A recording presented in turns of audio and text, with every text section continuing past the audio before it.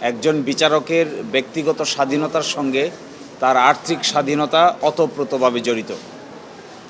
কিন্তু দেখলে দেখা যাবে যে এই উপমহাদেশে বাংলাদেশের উচ্চ আদালতের বিচারকরাই আর্থিকভাবে সবচাইতে বেশি পরাধীন এবং মাননীয় প্রধান বিচারপতি থেকে শুরু করে হাইকোর্ট এবং আপিল বিভাগের বিচারপতিদের যে ধরনের পারিতোষিক এবং যে ধরনের অনারারিয়াম দেওয়া হয় এটি ভারতীয় সাবকন্টিনেন্টের কিংবা সার্ক কান্ট্রিগুলোর মধ্যে সর্বনিম্ন।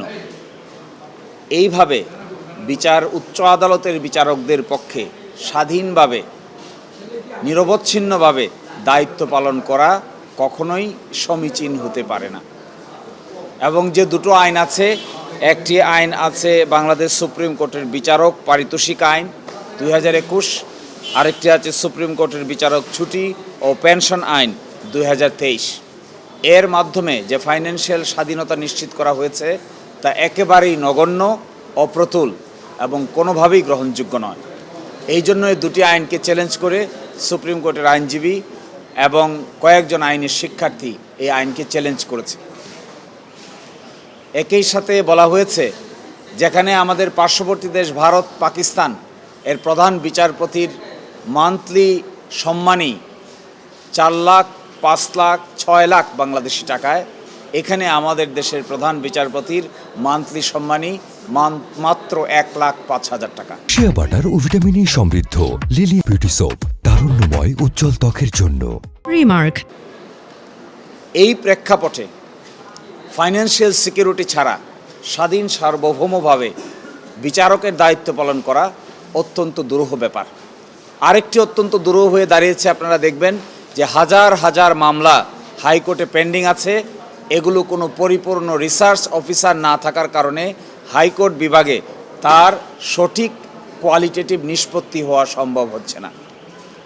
যদিও উচ্চ আদালতে আপিল বিভাগে রিসার্চ অফিসার নিয়োগ দেওয়া হয়েছে, কিন্তু হাইকোর্ট ডিভিশনে কোনো বিচারকের সঙ্গে সহযোগিতা করার মতো কোনো রিসার্চ অফিসার না থাকায় আমাদের ভারতীয় উপমহাদেশের অন্যান্য দেশের তুলনায় এই বিচার বিভাগ মুখ থুবড়ে পড়তে যাচ্ছে।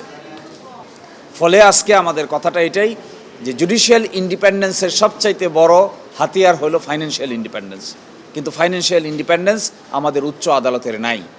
এবং এতই নগণ্য যে একজন ব্যক্তি যে কষ্ট করে পরিশ্রম করে যে সার্ভিস দিবেন রাষ্ট্রকে, তা পার্শ্ববর্তী দেশগুলোর তুলনায় 4 ভাগ, 5 ভাগের 1 ভাগেরও ফাইন্যান্সিয়াল সিকিউরিটি তাদের দেওয়া হচ্ছে না। একই সাথে জনবল কাঠামোর অভাব, এটিও একটি বড় ধরনের প্রবলেম দেখা দিয়েছে। আর সবচেয়ে উদ্বেগ প্রকাশ করছে, আমরা এই মামলা করেছি অত্যন্ত কষ্ট করে, 116 অনুচ্ছেদের মামলা, কিন্তু যখন বিচার বিভাগীয় সচিবালয়ের অধ্যাদেশ জারি হয়ে আইনে পরিণত হওয়ার কথা, তখন একটা অনিশ্চয়তার মধ্যে এটা আটকে আছে। যারাই এটার সঙ্গে ভূমিকা পালন করছেন, অনিশ্চয়তায় ফেলে দিয়েছেন, তাদের প্রতি আমাদের আহ্বান থাকবে দ্রুততম সময়ের ভিতরে এটি সলিউশন করেন। অন্যথায় আমরা এই বিষয়টি নিয়ে অবশ্যই আদালতের দ্বারস্থ হব।